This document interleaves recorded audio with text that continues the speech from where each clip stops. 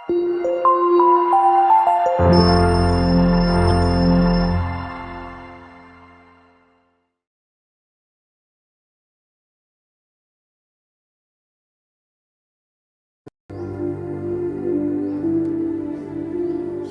Bapak Ibu Saudara-saudari yang terkasih dalam Tuhan.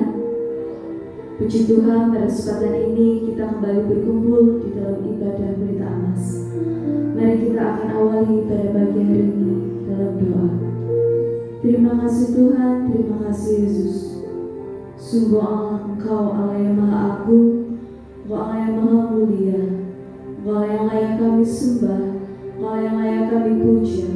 Terpujilah Engkau di bumi dan di surga Tuhan. Dan biarlah setiap yang bernafas memuji besar nama-Mu. Tuhan, ampuni kami, sucikan, kuduskan, tahirkanlah hidup kami dan kuasa darah-Mu yang kudus. Kuat kuasa darah-Mu, kuat kuasa salib-Mu, kuat kuasa pengorbanan-Mu, itu yang sanggup menyucikan kami, sanggup memulihkan kami, sanggup memenangkan kami dari segala kuasa iblis dan segala konspirasinya. Terima kasih Tuhan, kami mau masuk dalam hadirat-Mu. Suci dan kuduskan, penuhi kami dengan Roh Kudus-Mu, bahwa kami masuk dalam hadirat-Mu Tuhan. Pimpin pada saat ini dari awal pertengahan ke akhirnya. Kau hadir memimpin dan memenuhi kami dengan Roh Kudus-Mu. Terima kasih Tuhan, terima kasih Yesus. Di dalam nama Tuhan Yesus Kristus kami berdoa dan bersyukur. Haleluya. Amin. Mari kita akan awali dalam pujian Agung dan Mulialah Tuhanku.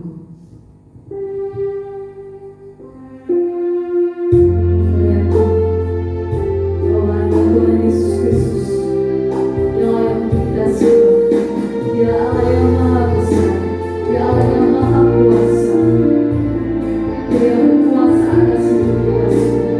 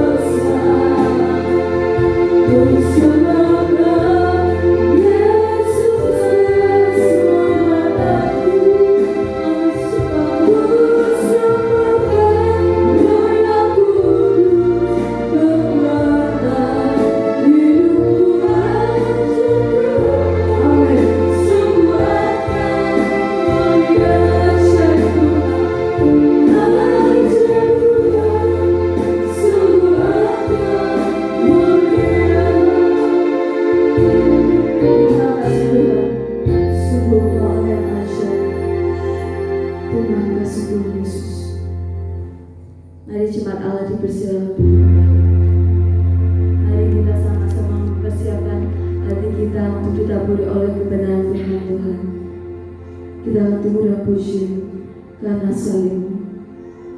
Sebab hanya Tuhan Yesus Kristus, Tuhan yang hidup, Tuhan yang ada di dalam hidup kita. Dia yang memberikan hidup yang kekal bagi kita.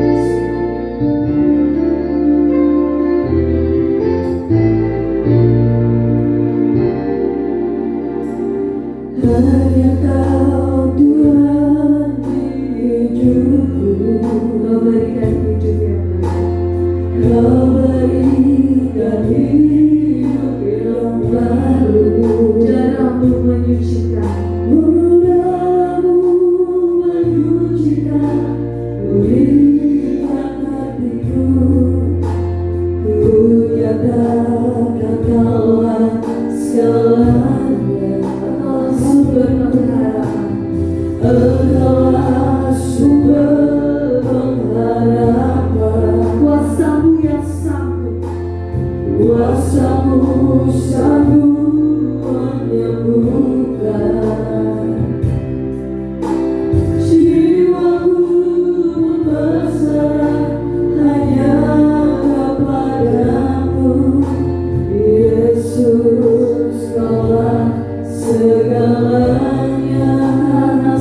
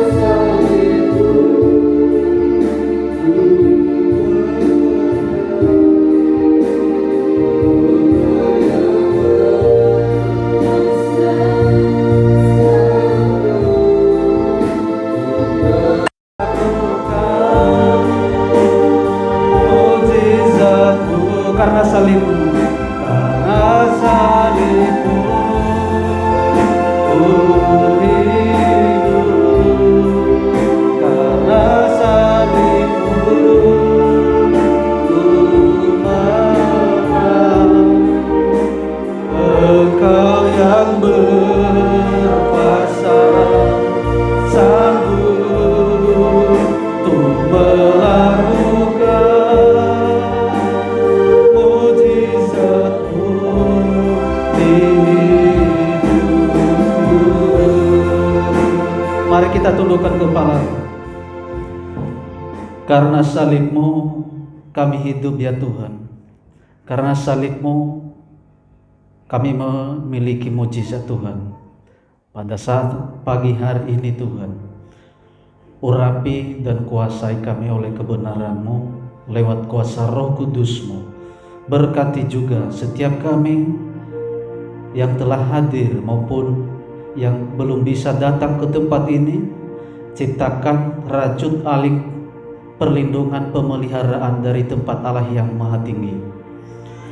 Dan terlebih hamba-Mu yang menyampaikan sabda firman-Mu, kuduskan, sucikan setiap perkataan hamba-Mu yang keluar dari mulut bibir hamba-Mu. Taruhlah perkataan-perkataan yang mudah dimengerti, perkataan-perkataan yang sederhana untuk mengungkap kebenaran firman-Mu. Terima kasih Tuhan Yesus Kristus. Berbicaralah bagi setiap kami, maka kami siap mendengarkan sabda firman-Mu. Di dalam nama Tuhan Yesus Kristus, umat yang percaya sama-sama kita katakan amin. Silakan duduk Bapak Ibu.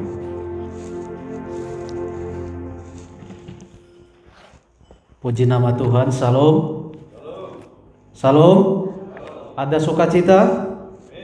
Ada berkat? Banyak berkat? Puji nama Tuhan. Hari ini hari yang diberkati oleh Tuhan, dan pada pagi hari ini kita masuk dalam hadirat Tuhan. Oleh sebab itu mari kita menyediakan hati dan pikiran untuk mendengarkan kebenaran firman Tuhan yang sangat dahsyat pada hari ini. Masing-masing kita ambil doa sejenak untuk melantunkan doa-doa agar diberi perlindungan oleh Tuhan, karena pengungkapan dahsyat firman Tuhan pada hari ini menjangkau seluruh umat manusia.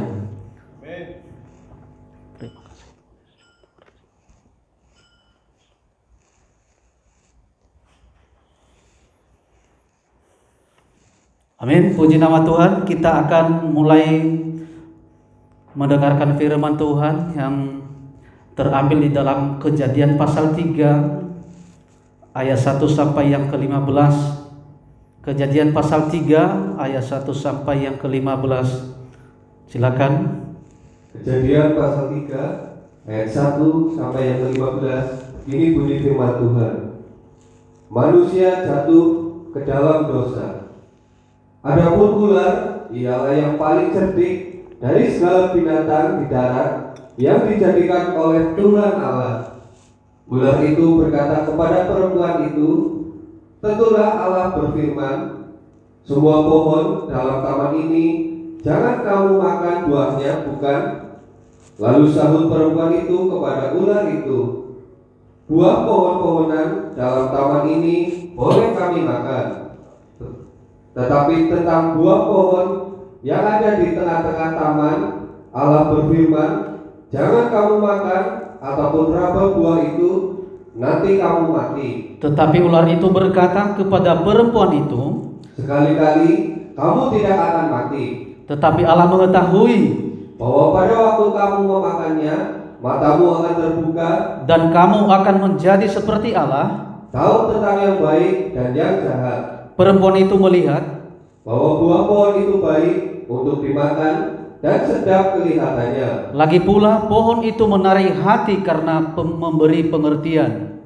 Lalu ia mengambil dari buahnya dan dimakannya, dan diberikannya juga kepada suaminya yang bersama-sama dengan dia, dan suaminya pun memakannya. Maka terbukalah mata mereka berdua, dan mereka tahu bahwa mereka telanjang. Lalu mereka menyemat daun pohon ara dan membuat cawat. Ketika mereka mendengar bunyi langkah Tuhan Allah yang berjalan-jalan dalam taman itu pada waktu hari sejuk, bersembunyilah manusia dan istrinya itu terhadap Tuhan Allah di antara pohon-pohonan dalam taman. Tetapi Tuhan Allah memanggil manusia itu dan berfirman kepadanya, Di manakah engkau? Lalu ia menjawab, ketika aku mendengar bahwa engkau ada dalam taman ini, aku menjadi takut karena aku telanjang, sebab itu aku bersembunyi. firman-Nya, siapakah yang memberitahukan kepadamu bahwa engkau telanjang? Apakah engkau makan dari buah pohon yang kularang engkau makan itu? Manusia itu menjawab, Perempuan yang kau tempatkan di sisiku, dialah yang memberi dari buah pohon itu kepadaku, maka ku makan. kemudian berfirmanlah Tuhan Allah kepada perempuan itu, Apakah yang telah kau perbuat ini? Jawab perempuan itu, ular itu yang memperdaya aku, maka ku makan. lalu berfirmanlah Tuhan Allah kepada ular itu, Karena engkau berbuat demikian, terkutuklah engkau di antara segala ternak dan di antara segala binatang hutan. Dengan perutmu lah engkau akan menjalar, dan debu tanahlah akan kau makan seumur hidupmu. aku akan mengadakan permusuhan antara engkau dan perempuan ini, Antara keturunanmu dan keturunannya akan meremukkan kepalamu, dan engkau akan meremukkan tumitnya. Puji nama Tuhan. Kejadian pasal 3 ayat 1 sampai yang ke-15 menjadi dasar firman Tuhan pada hari ini, yaitu manusia jatuh ke dalam dosa. Nah, akibat karena manusia jatuh ke dalam dosa, maka mendapatkan suatu kutuk daripada Tuhan.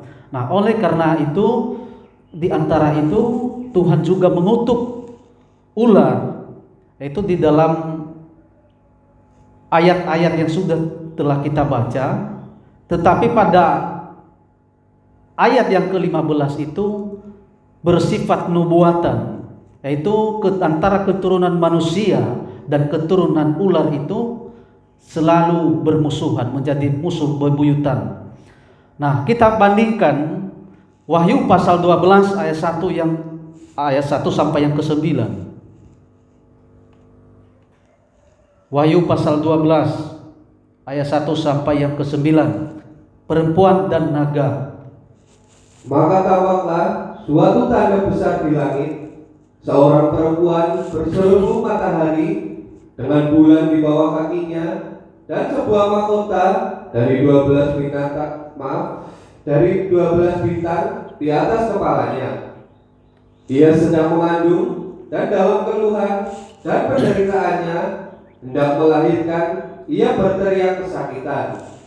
Maka tampaklah suatu tanda yang lain di langit, dan lihatlah seekor naga merah padam yang besar, Berkepala 7 dan bertanduk 10, dan di atas kepalanya ada 7 mahkota, dan ekornya menyeret sepertiga dari bintang-bintang di langit. dan melemparkannya ke atas bumi, Dan naga itu berdiri di hadapan perempuan yang hendak melahirkan itu. untuk menelan anaknya. Segera sesudah perempuan itu melahirkannya. Ayat 5. Maka ia melahirkan seorang anak laki-laki yang akan menggembalakan semua bangsa dengan gada besi. Tiba-tiba anaknya itu dirampas dan dibawa lari kepada Allah dan ketatannya, Perempuan itu lari ke padang gurun, di mana telah disediakan suatu tempat baginya oleh Allah, supaya ia dipelihara di situ 1260 hari lamanya. amin. Bapak Ibu yang terkasih di dalam nama Tuhan Yesus, ini pemberitaan firman Tuhan pada hari ini. Mohon maaf mungkin agak cukup lama, jadi harus kita ingatkan kembali pemberitaan firman ini. Tema yang disampaikan pada hari ini membongkar 2 hal rahasia pekerjaan iblis di akhir zaman. Membongkar 2 hal rahasia pekerjaan iblis pada akhir zaman. Jadi masing-masing mari kita sediakan hati, tubuh, jiwa, roh kita, dan berserah kepada Tuhan agar kita diberi perlindungan, tidak diobok-obok oleh kekuatan kuasa iblis. Membongkar 2 hal rahasia pekerjaan iblis pada akhir zaman. Nah, di dalam Kejadian pasal 3 ayat yang ke-15 tadi, bahwa antara keturunan manusia, yaitu keturunan Adam dan Hawa, dan ular itu saling bermusuhan. Ular pada Kejadian pasal 3 ayat 1 sampai 15 itu, yaitu dari masa ke masa, dari tahun ke tahun semakin menua, semakin besar dan semakin dia disebut sebagai naga merah padam untuk menggenapi Wahyu pasal 12 dan seterusnya.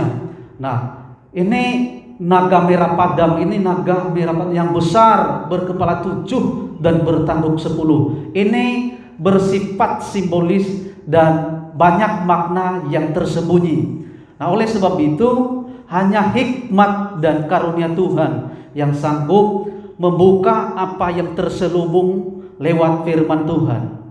Nah, terpuji nama Tuhan, semua yang direncanakan Tuhan dari sejak semula, dari sejak penciptaan sampai pada hari ini, maka tidak ada satupun yang gagal firman Tuhan, tetapi pada puncaknya digenapi pada akhir zaman, pada zaman kita. Amin. Nah, oleh sebab itu membongkar dua hal rahasia pekerjaan iblis pada akhir zaman. Nah, apa itu dua hal rahasia pekerjaan iblis pada akhir zaman? Kira-kira apa? Sudah kita ketahui yang bersifat terlihat, yaitu mengganggu, membunuh dan membinasakan.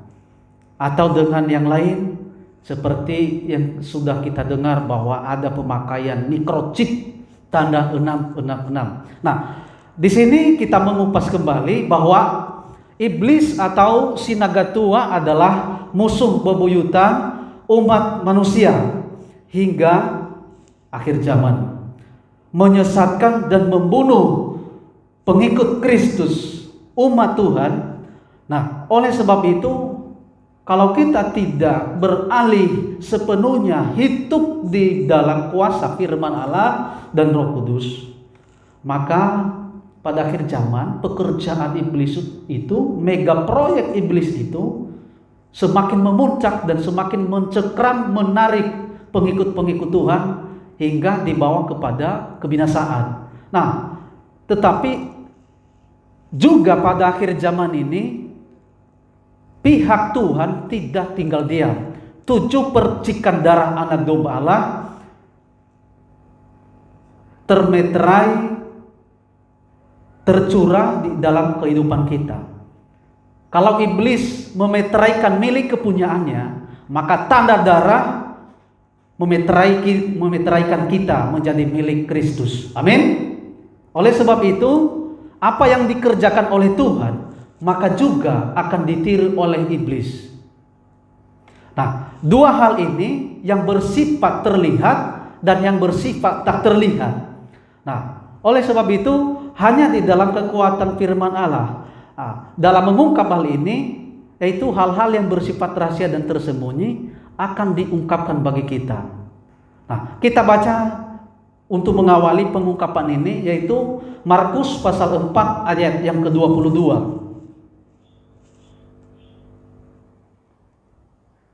Markus pasal 4 ayat yang ke-22, begini bunyi firman Tuhan. Sebab tidak ada sesuatu yang tersembunyi yang tidak akan dinyatakan, dan tidak ada sesuatu yang rahasia yang tidak akan tersingkap. Ayat 23. Barang siapa mempunyai telinga untuk mendengar, hendaklah ia mendengar. Kita masing-masing punya telinga untuk mendengar. Jadi firman Tuhan berkata, hendaklah ia mendengar. Ini memakai tanda seru, artinya itu kalimat yang sangat keras pada akhir zaman untuk mengingatkan kita. Nah, Lukas pasal 8 ayat 17. Lukas pasal 8 ayat yang ke-17, begini bunyi firman Tuhan. Sebab tidak ada sesuatu yang tersembunyi yang tidak akan dinyatakan, dan tidak ada sesuatu yang rahasia yang tidak akan diketahui dan diumumkan. Lanjut di 18. Karena itu, perhatikanlah cara kamu mendengar. Karena itu perhatikanlah cara kamu mendengar. Karena siapa yang mempunyai, kepadanya akan diberi. tetapi siapa yang tidak mempunyai, daripadanya akan diambil juga apa yang ia anggap ada padanya. Amin. Karena itu perhatikanlah cara kamu mendengar. Karena siapa yang mempunyai, siapa yang mendengar, yang memahami firman Tuhan akan diberikan dan ditambah-tambahkan kepadanya. Tetapi siapa yang tidak mempunyai firman Allah, apapun yang ada padanya, yang sudah ada padanya, maka akan diambil kembali. Di dalam kitab Wahyu dikatakan bahwa aku akan mengambil kaki dianmu. Nah, oleh sebab itu mari kita benar-benar memperhatikan firman Allah yang bersifat rahasia yang tersembunyi, maka akan disingkapkan bagi kita. Amin. Nah, oleh sebab itu kita bahas bersama-sama, yaitu yang terlihat. Nah, sebelumnya kita baca dulu 1 Korintus pasal 2 ayat 6 sampai yang ke-10. 1 Korintus 1 Korintus pasal 2 ayat yang ke-6 sampai yang ke-10. Begini bunyi firman Tuhan. Hikmat yang benar.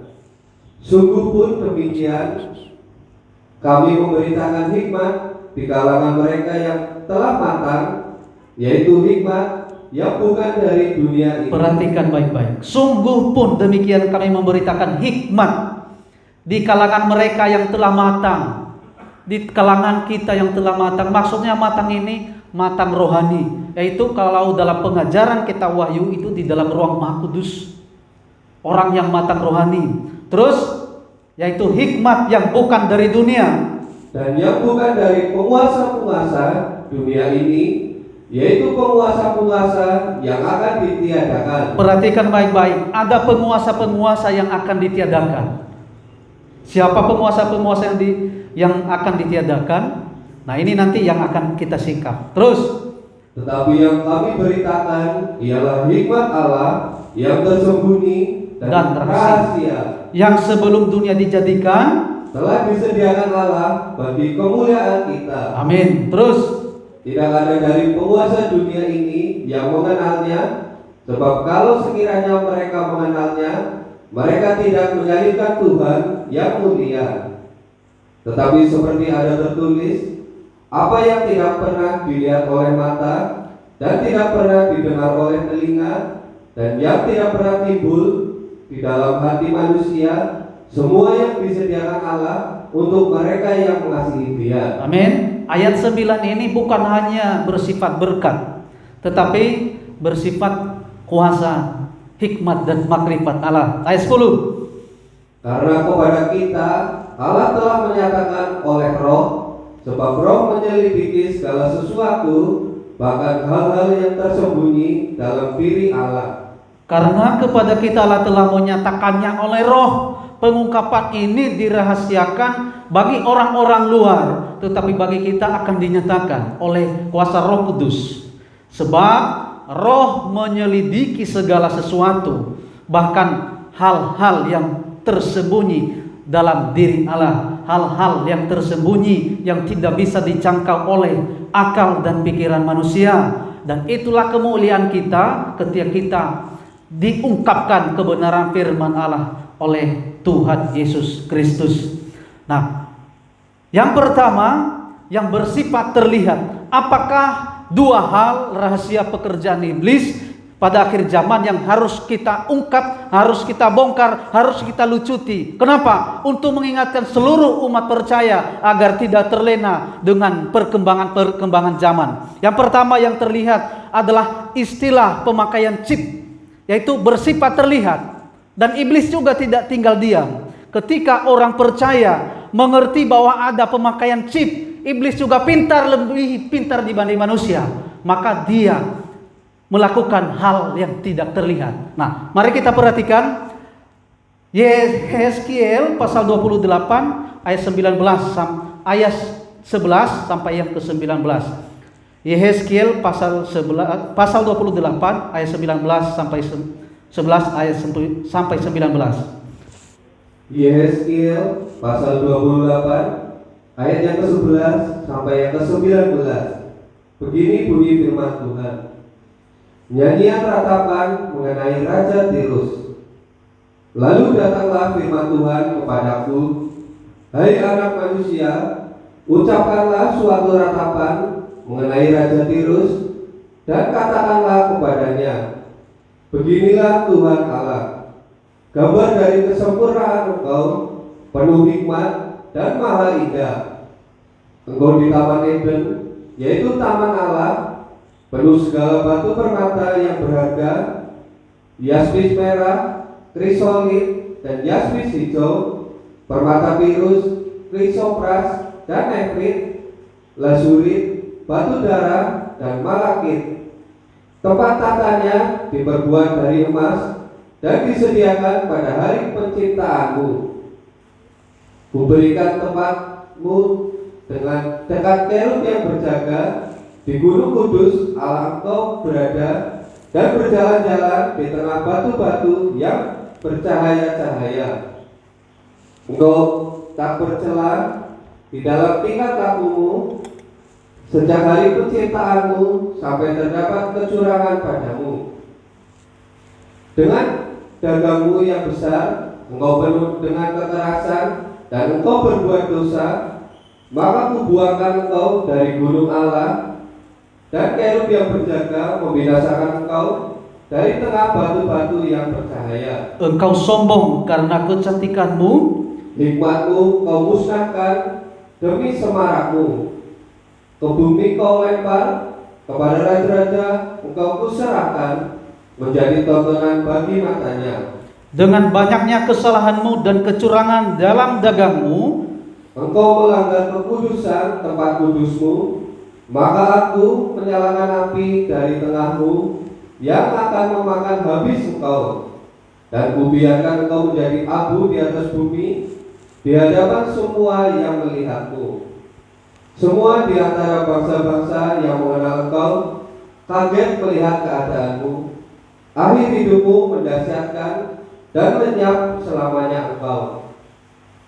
nah ini asal usulnya itu kejatuhan para malaikat Tuhan.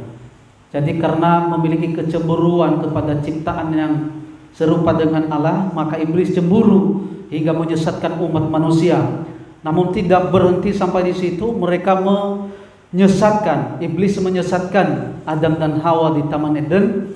Nah, sehingga terjadi permusuhan selama-lamanya. Namun pada puncaknya nanti, yaitu pada puncak perang Harmagedon di dalam kitab Wahyu. Nah, sehingga dari proses perjalanannya itu iblis tidak tinggal diam, lebih-lebih pada akhir zaman. Nah, istilah penggunaan tanda chip ini, ini bersifat terlihat. Kita perhatikan dulu untuk lebih melengkapi Wahyu pasal 13 ayat 11 sampai 18. Wahyu pasal 13 ayat yang ke-11 sampai yang ke-18. Begini bunyi firman Tuhan.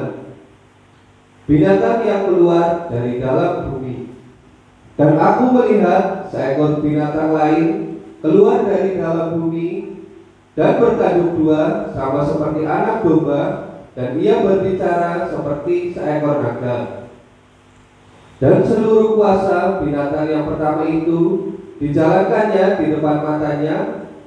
Ia menyebabkan seluruh bumi dan semua penghuninya menyembah binatang pertama yang luka parahnya telah sembuh. Dan ia mengadakan tanda-tanda yang dahsyat, bahkan ia menurunkan api dari langit ke bumi. Langsung ayat 13, 14. Ia menyesatkan mereka yang diam di bumi dengan tanda-tanda yang telah diberikan kepadanya untuk dilakukannya di depan mata binatang itu. Dan ia menyuruh mereka yang diam di bumi supaya ia mendirikan patung untuk menghormati binatang yang luka oleh pedang namun tetap hidup itu. Dan kepadanya diberikan kuasa untuk memberikan nyawa kepada patung binatang itu, sehingga patung binatang itu berbicara juga dan bertindak begitu rupa, sehingga semua orang yang tidak menyembah patung binatang itu dibunuh. Ayat 18 langsung. Yang penting di sini ialah hikmat. Barang siapa bijaksana, baiklah ia menghitung bilangan binatang itu, karena bilangan itu adalah bilangan seorang manusia, dan bilangannya ialah 666. Nah, perhatikan ayat yang ke-18. Yang penting di sini ialah hikmat. Barang siapa yang bijaksana, baiklah ia menghitung bilangan binatang itu, karena bilangan itu adalah bilangan seorang manusia. Bilangan satu orang, berarti menuju pada pemerintahan tatanan dunia baru. Nah, bilangan seorang manusia ini nanti dalam ayat-ayat firman yang lainnya itu adalah seorang manusia yang berusaha duduk di bait Allah. Berarti seorang nabi palsu muncul dari antara seorang nabi palsu. Nabi tapi palsu. Nah, ini yang harus kita perhatikan. Bilangan ini bilangan seorang manusia, dan bilangannya ialah 666. Nah, kalau kita perhatikan tanda 666 ini kenapa bukan tanda 5577? Kenapa bukan? Nah, kenapa tanda 66 ini? Ini bersifat simbolis. Kitab Wahyu itu banyak bersifat simbolis. Nah, tanda 66 ini sebenarnya adalah sebuah kode. Sebuah kode yang bersifat rahasia. Nah, apa maksudnya sehingga dikaitkan dengan nama seorang raja, yaitu Kaisar Nero? Tanda 66 ini, 666, sering disebut dengan Raja Kaisar Nero. Nama dari Raja Kaisar Nero, kaitannya dengan Kaisar Nero. Nah, ini harus kita tahu bahwa di zaman Kaisar Nero adalah kekerasan penganiayaan paling dahsyat pada zaman itu. Sehingga dalam penulisan Alkitab itu ditulis bersifat simbolis, yaitu tanda 66. Artinya tanda kekerasan yang paling hebat dan dahsyat, dan tanda kode. Nah, ini apa maksudnya tanda seorang manusia? Ini tanda seorang pemimpin yang akan datang, yang memerintah bumi ini dalam satu tatanan dunia baru, satu pemerintahan, satu aturan yang harus diikuti. Yang tidak mengikuti akan ditumpas habis, akan dibunuh. Lebih-lebih pengikut Kristus yang tersisa di zaman ketika orang-orang yang sudah masuk ke padang pengungsian belantara, maka orang-orang percaya yang masih tertinggal, maka apa yang terjadi? Kalau tidak menyembah patung binatang itu, maka akan ditumpas habis, dibunuh. Nah, oleh kesaksian mereka, maka kitab Wahyu berkata, banyak jiwa-jiwa di bawah mezbah, lautan darah di bawah mezbah. Nah, oleh sebab itu, kalau kita pahami hari ini bahwa penggunaan tanda chip 66 itu ini bersifat terlihat. Banyak di luar negeri sekarang sudah memakai tanda chip untuk dipakai sebagai alat transaksi. Nah, berarti pekerjaan iblis sudah terlihat. Terlihat tidak? Terlihat tidak? Oleh karena perkembangan teknologi, maka iblis sudah tahu, waduh, rahasianya sudah ketahuan. Maka saya tidak berhenti sampai di situ. Karena sudah terlihat apa yang direncanakan oleh iblis untuk menyesatkan, membunuh umat Tuhan, mengambil umat Tuhan, mengalihkan pikiran umat Tuhan supaya menghujat Yesus Kristus sebagai Tuhan. Lalu karena sudah ketahuan rahasianya, maka iblis melakukan pekerjaan yang senyap, yang tidak terlihat. Nah, yang pertama, tanda chip ini sebenarnya tanda 66 sebagai kode sebagai alat transaksi. Banyak yang tidak mengerti ini, bahwa tanda ini nanti akan ditanam di tangan atau di dahi. Nah, karena di dalam kitab Perjanjian Lama juga Tuhan berkata bahwa tanamkan di dalam dahi dan di tangan. Maka firman itu kenapa ditaruh di tangan dan di dahi? Karena ini apa yang kita lakukan. Tangan kita itu untuk melakukan segala sesuatu, dan itu di dahi itu untuk supaya kita memiliki pikiran-pikiran Kristus. Maka iblis juga tidak tinggal diam.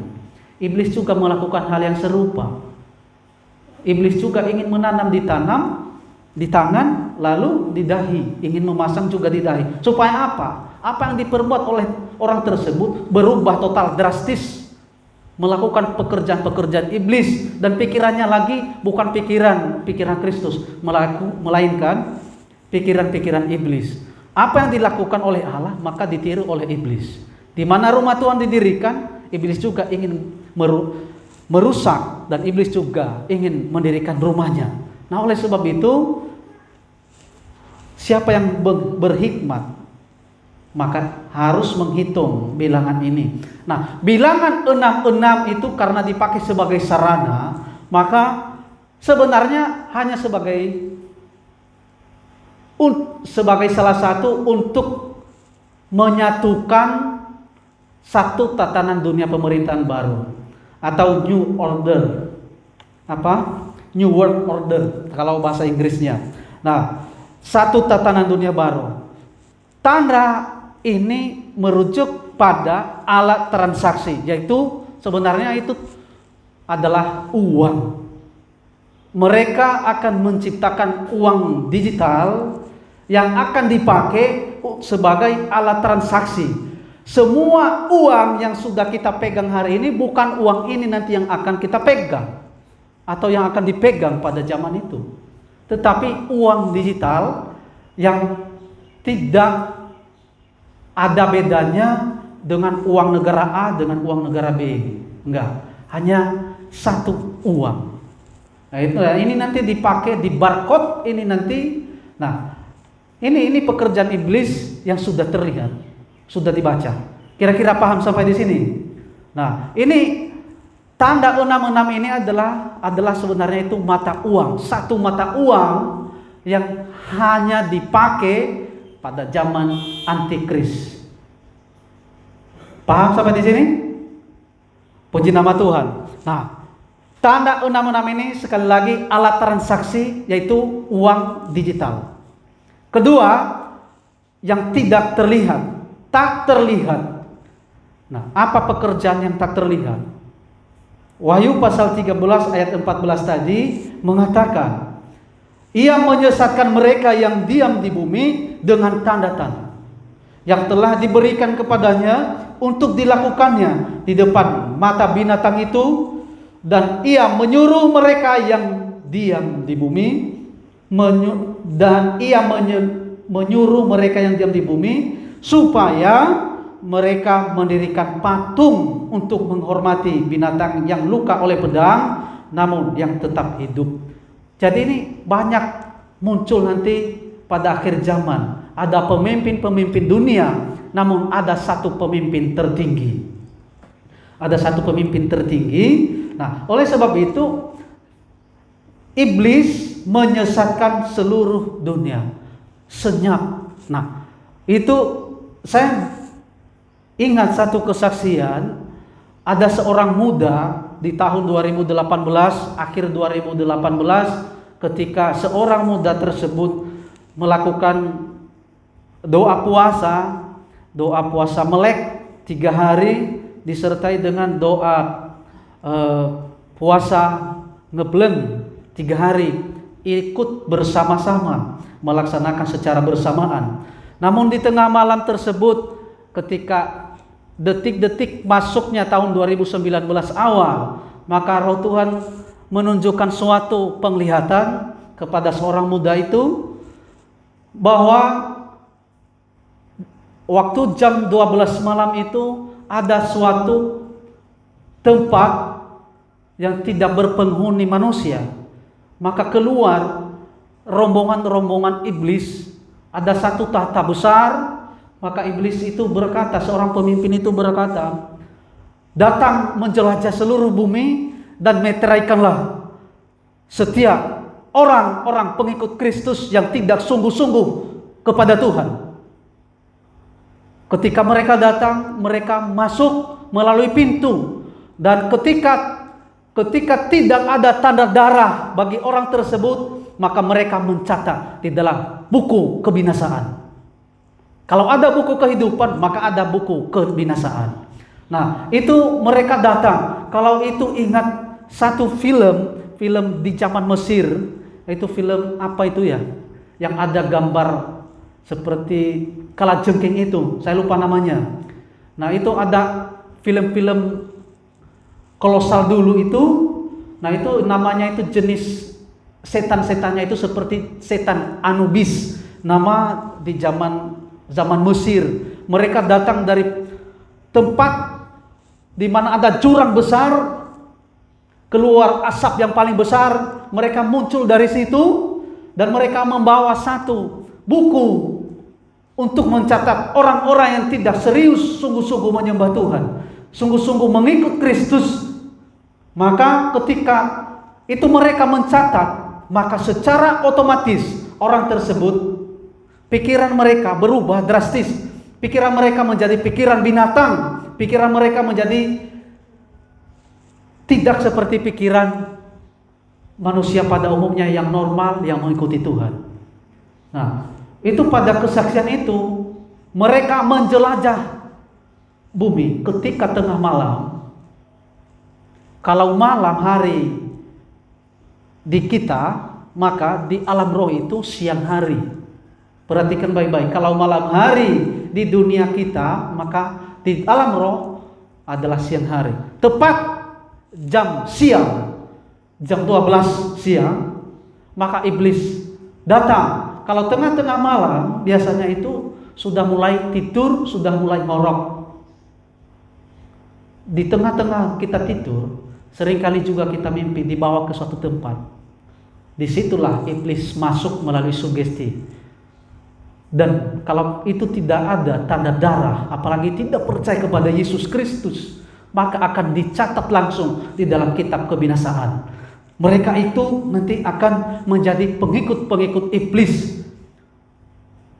Nah, sasaran iblis itu siapapun yang mengikuti Tuhan Yesus Kristus, usahakan kacaukan pikirannya. Yang pertama yang dikuasai oleh iblis adalah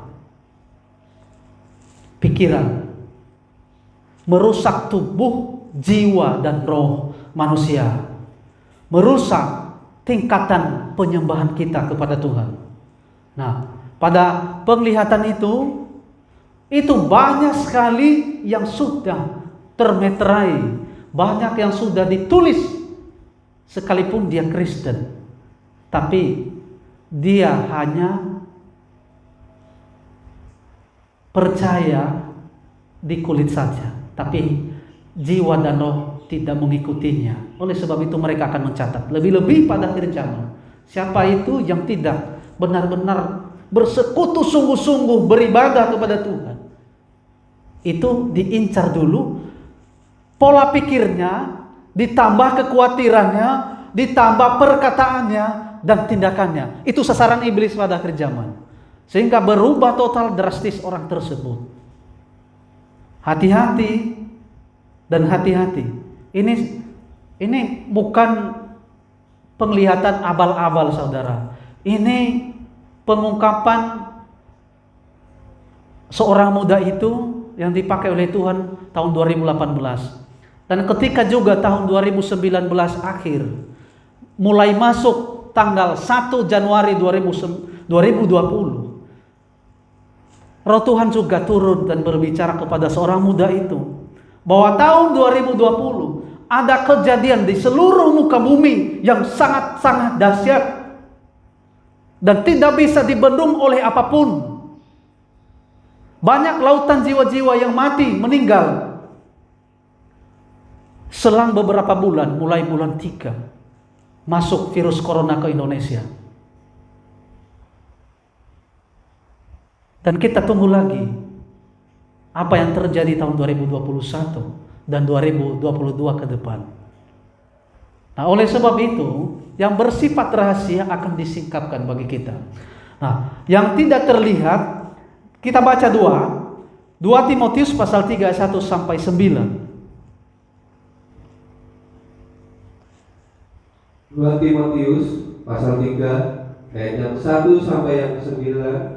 Ini bunyi firman Tuhan.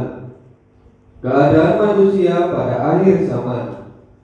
Ketahuilah bahwa pada hari-hari terakhir akan datang masa yang sukar. Ketahuilah bahwa pada hari-hari terakhir, akhir zaman ini, ketahui akan datang masa yang sukar, masa yang sulit, di mana orang mengalami resesi ekonomi, di mana orang merasa kehilangan segala sesuatu. Itulah baru mulai detik-detik penggenapan firman Allah. Ayat 2, manusia akan mencintai dirinya sendiri Dan menjadi hamba uang, mereka akan membual dan menyombongkan diri. Mereka akan menjadi pemfitnah.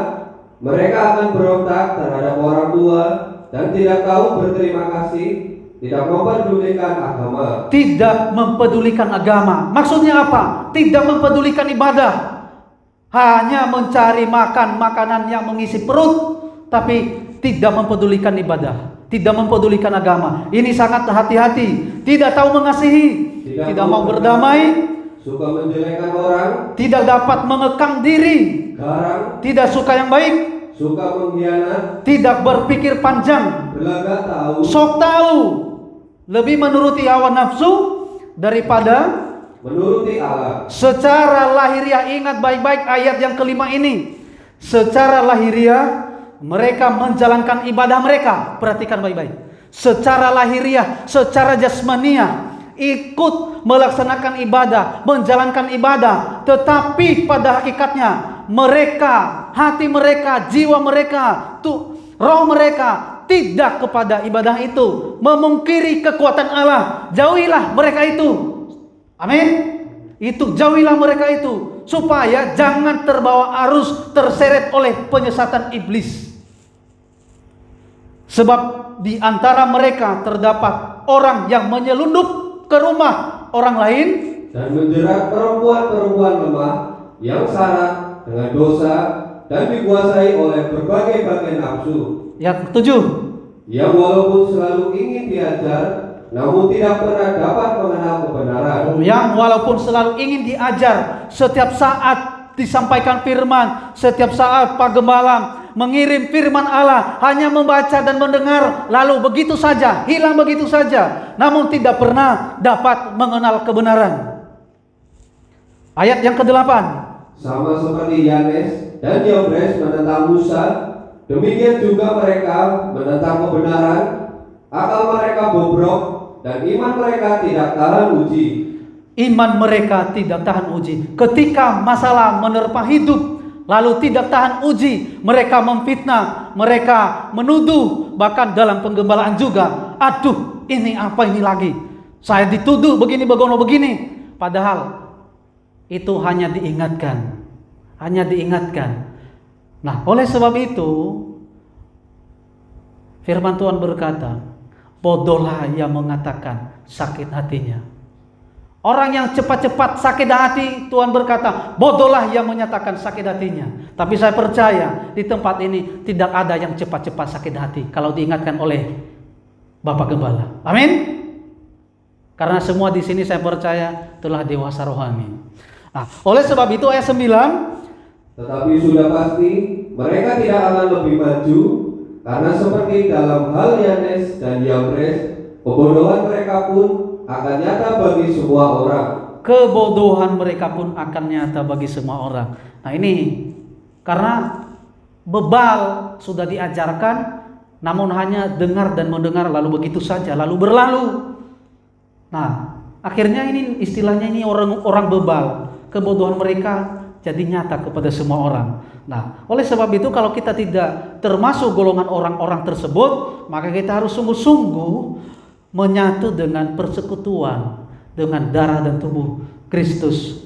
Minyak dan anggur tidak pernah dirusakkan sampai akhir zaman. Orang yang memiliki minyak dan anggur maka tidak pernah dirusakkan oleh iblis. Orang yang memiliki tanda darah Yesus Kristus melalui persekutuan dengan tubuh dan darah Yesus Kristus maka akan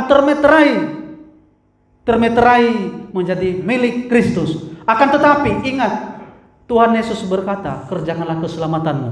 Kalau hanya modal percaya itu bisa diseret oleh iblis, lalu tidak percaya lagi, lalu menghujat Tuhan.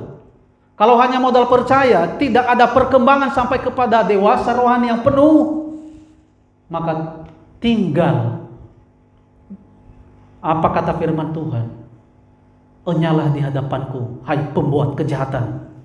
Aku telah membuat banyak mujizat, memakai namamu Tuhan. Namun apa kata Tuhan?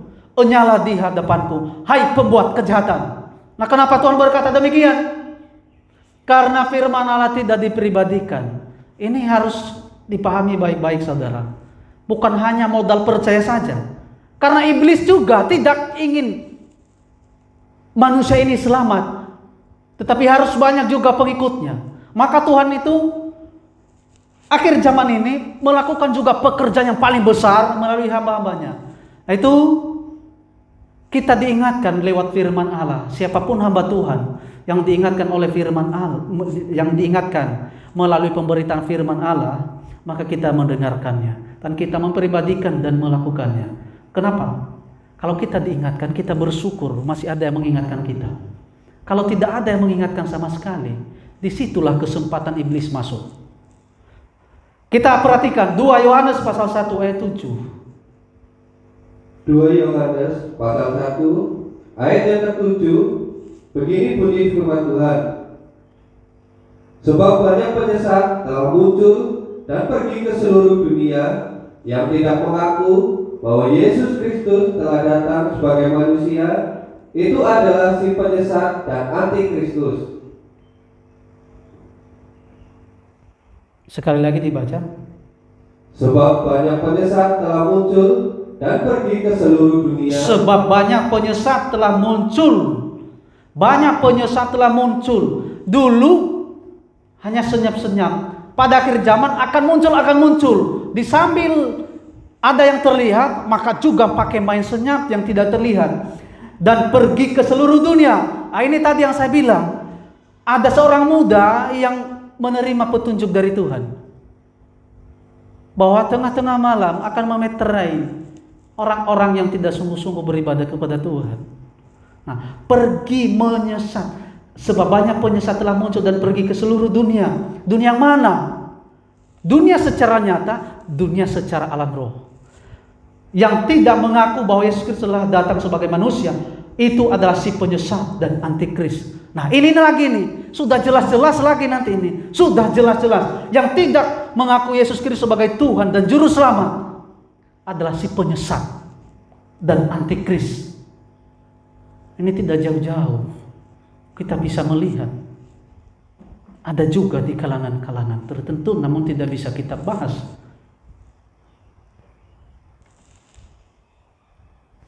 Ini muncul berbagai jenis. Ada nabi palsu, ada antikris, ada roh-roh setan yang mempribadi di dalam orang-orang tersebut. Ingat baik-baik, ketika roh setan menjelma di dalam pribadi manusia yang tidak mengikuti Kristus, yang tidak sungguh-sungguh beribadah, maka pribadi kegelapan itu, pribadi iblis itu menjelma di dalam alam jiwa dan roh manusia tersebut. Maka pribadinya nanti pribadi karakter binatang. Itu iblis juga sudah tahu. Kalau itu saya pasang tanda ini, berarti mereka tahu bahwa ini dari iblis. Kalau saya tak pasang ini, mereka sudah tahu. Maka mereka nanti berkarakter binatang. Iblis itu sangat pintar. Itu Lucifer itu sangat pintar. Bahkan dia ingin menyamakan diri sebagai Allah karena merasa sangat pintar melebihi yang lain. Nah, oleh sebab itu, karena dia tahu sangat pintar, ini hanya secuilnya kepintaran manusia di hadapannya. Nah, itu udah tahu. Maka saya itu bikin yang senyap yang tidak terlihat. Nah, ini hati-hati. Kalau kita ingin sungguh-sungguh di hadapan Tuhan, maka ada tanda darah, ada 7 percikan darah anak domba termeterai dalam kehidupan kita. Oleh kuasa darah Yesus Kristus berkuasa dalam setiap kehidupan manusia, berkuasa dalam setiap kehidupan kita. Kalau kita benar-benar mempribadikan kasih Allah lewat persekutuan dengan Tuhan, lewat ibadah, lewat pujian dan penyembahan, lewat dalam mempribadikan firman Tuhan, baik dalam pribadi maupun dalam tindakan perbuatan harus berkarakter Kristus, di mana orang yang berkarakter Kristus sungguh-sungguh menyembah Tuhan, beribadah kepada Tuhan, menyatukan pikiran, fokus melekat satu dengan Tuhan, maka disitulah ada tanda darah bagi orang tersebut. Amin. Bagi kita dan tanda darah itu sudah termeterai. Nah, tapi jangan kita lemah. Jangan kita menjadi lemah. Firman Tuhan mengingatkan kita, kalau diawali dengan roh, jangan akhiri dengan daging. Amin. Kalau kita sudah percaya Yesus Kristus, maka kita harus pegang pokok anggur yang benar sampai melekat, menyatu, sampai kita benar-benar berbuah, mempribadi kasih Allah itu. Hanya kekuatan darah Yesus Kristus yang sanggup mematahkan panah-panah api si jahat, yang sanggup membongkar, mengobok-obok kerja iblis pada akhir zaman. Kalau kita sudah tahu, maka saya ingatkan bagi kita, siapapun yang menyaksikan firman ini, hati-hati saudara. Hati-hati. Dalam beberapa hari ini, dalam menyampaikan firman ini, saya pernah menyerah dan saya tidak ingin menyampaikan ini. Bahkan dari kemarin saya belum baru mulai hari Jumat malam baru ketemu firman ini. Sampaikan ini kepada umatku supaya jangan terlena perkembangan zaman ini, bahwa ada dua hal pekerjaan iblis yang harus dibongkar. Kalau sudah dibongkar, iblis juga mencari cara lain lagi, mencari bagaimana cara menyesatkan umat Tuhan. Bagaimana cara merusak, membinasakan pikiran manusia, terutama dalam hal kekhawatiran. Oleh sebab itu harus berhati-hati. Katakan dalam hati saudara bahwa Tuhan Yesus adalah milikku sepenuhnya. Katakan bahwa pribadi Tuhan Yesus telah termeterai lewat kematiannya di kayu salib. Telah ada tanda darah termeterai dalam kehidupanku. Maka aku percaya namaku tertanam dalam kitab kehidupan. Ingat baik-baik bahwa hanya kuasa darah Yesus Kristus yang sanggup menolong, sanggup menyingkapkan segala sesuatu. Sehingga kalau kita mempribadikan firman Allah, maka kita disebut adalah milik kesayangan Allah. Amin. Ayat yang terakhir kita baca Maleakhi pasal 3 ayat yang ke-17. Maleakhi pasal 3 ayat yang ke-17. Begini bunyi firman Tuhan, mereka akan menjadi milik kesayanganku sendiri, firman Tuhan semesta alam, pada hari yang kusiapkan. Maaf, dari ayat 16 saja. Ayat yang ke-16. Beginilah bicara satu sama lain. Beginilah berbicara satu sama lain orang-orang yang takut akan Tuhan. Nah, perhatikan. Beginilah berbicara satu sama lain orang yang takut akan Tuhan. Berarti kita berbicara satu dengan yang lain. Amin. Nah, Tuhan memperhatikan dan mendengarnya. Sebuah kitab peringatan ditulis di hadapannya. Sebuah kitab peringatan ini berupa kitab peringatan bagi kita semua. Kita diingatkan bagi orang-orang yang takut akan Tuhan dan bagi orang-orang yang menghormati namanya siapa? Nama Yesus Kristus. Ayat yang ke-17. Mereka akan menjadi milik kesayanganku sendiri, firman Tuhan semesta alam. Pada hari yang kusiapkan, aku akan mengasihani mereka sama seperti seseorang menyayangi anaknya yang melayani dia.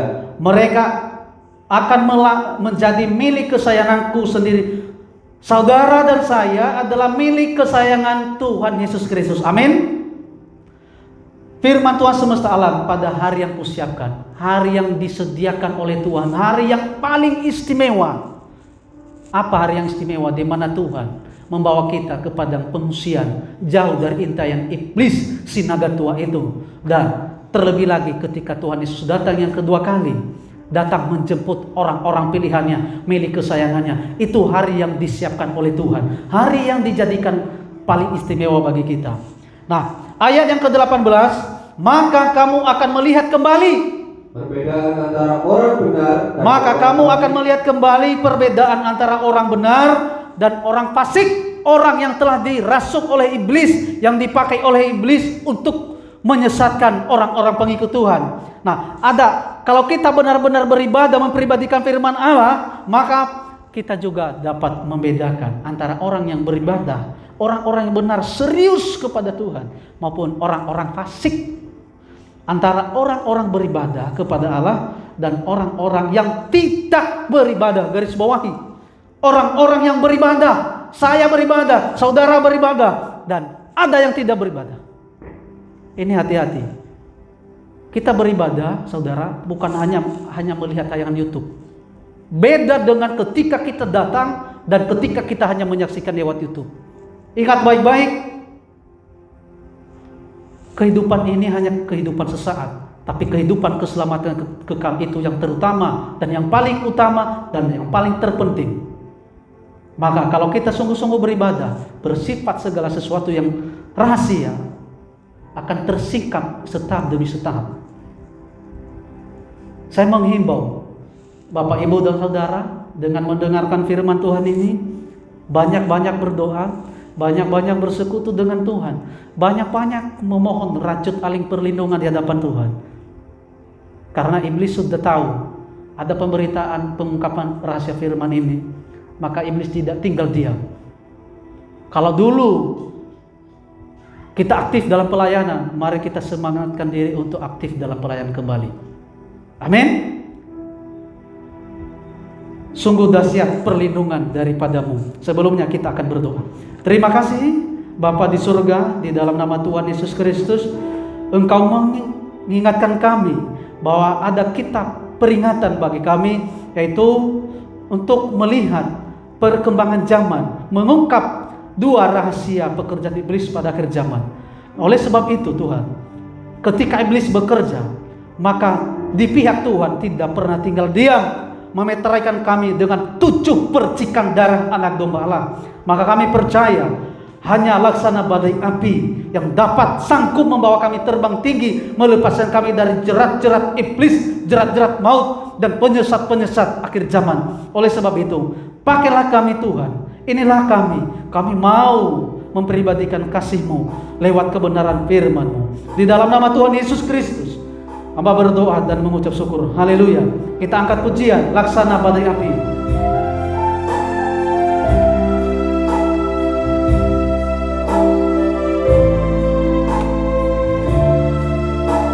Saya undang Bapak Ibu bangkit berdiri. Kita akan sungguh-sungguh memperibadikan firman Allah, laksana badai api.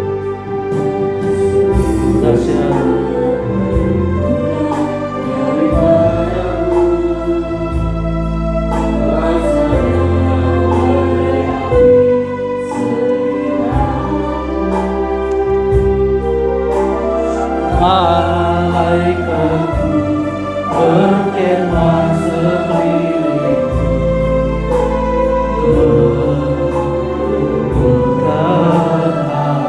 sungguh dahsyat perlindungan-Mu, sungguh dahsyat perlindungan daripada-Mu. Laksana badai api, laksana badai api sekitar. Malaikat-Mu berkemah sekeliling,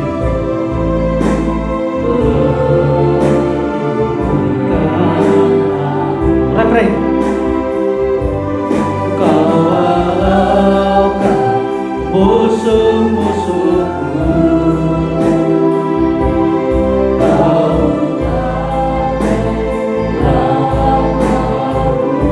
kuasa iblis pun runtuh, kuasa iblis pun runtuh. Tuku berseru, Yesus keselamatanku. Kau halaukan, kau halaukan musuh-musuhku.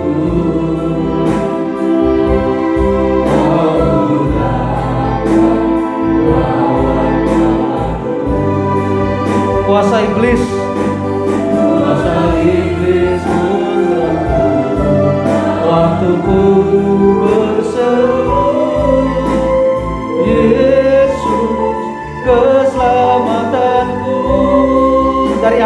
sungguh dahsyat.